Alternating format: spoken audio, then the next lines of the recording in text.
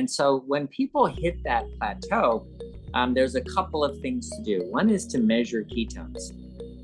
And measuring ketones is really simple.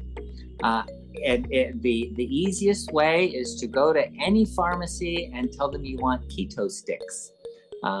Or you can find them. They're easy to find. But if you don't know what you're looking for, then ask them. And they're going to have them. They're for people with diabetes to measure urine ketones. That's their purpose. And the reason they have them there, and just so that you understand the way the system is versus the way we're using these, the system is set up for type 1 diabetics. And if you're injecting insulin and your insulin is working, or you have insulin antibodies, or you're not getting enough insulin, then what'll happen is you'll start burning fat. You'll start making ketones, and you have high sugar and high ketones. That's a bad sign. That's not a good thing.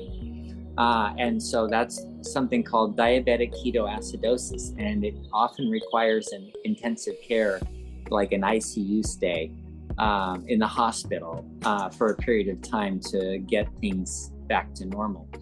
So it's kind of important that people with type 1 diabetes have those keto sticks so that they can measure if they're making ketones and they have high sugar. So high sugar, high ketones, bad news. You should have low sugar, high ketones. Low sugar, you're not eating sugar, you're not burning sugar. And so you have ketones because you're burning fat for energy. So that's the way it should be. Or, to people with type 1 diabetes are often the other way around, no ketones and high sugar. But if they have both, then that's not good. But we want you to have ketones, high ketones, and low glucose, right? Low sugar. So that's what it's supposed to be, and that's why we use it, and that's what it's good for. Now, you can also, if you want to be really I want an accurate number here, then you can get a finger stick ketone meter, and you don't need a prescription. You can go to I found not every pharmacy has them, but a lot of pharmacies do carry them. I got one from Walmart, I think. I have one. Yeah. It's actually called Keto Moho. Got it off of Amazon. Okay. Keto Mojo. Is it a ketone meter? For ketones, yes. And it's a finger stick, right? You put blood on it. Yep. Yeah. You prick your finger, and then you put the test strip, which I don't have, into this, and it'll read it for you and measure your ketones. Yeah. So the one I got has both glucose and ketones. So you prick your finger and you put the blood spot on the ketone meter, and they'll tell you how many ketones, and you pull that one out and put a test strip in for sugar, glucose, and then it'll tell you your glucose in your blood too. You put another drop of blood on that.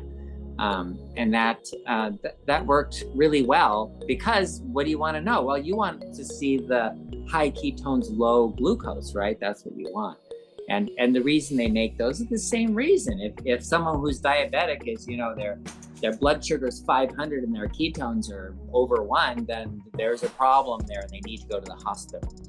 But the other way around, that's a good thing. That's actually really healthy.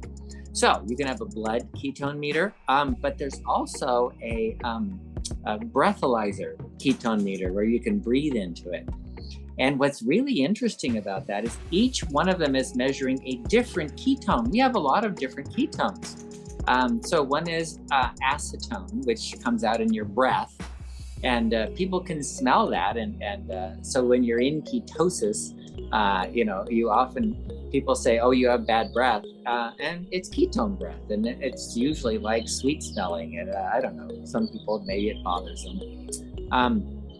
And then in the urine, the beta hydroxybutyric acid comes out in the urine, and then the one in the blood is beta hydroxybutyric. The one in the urine, anyway, I don't remember which there's another one that comes out in the urine.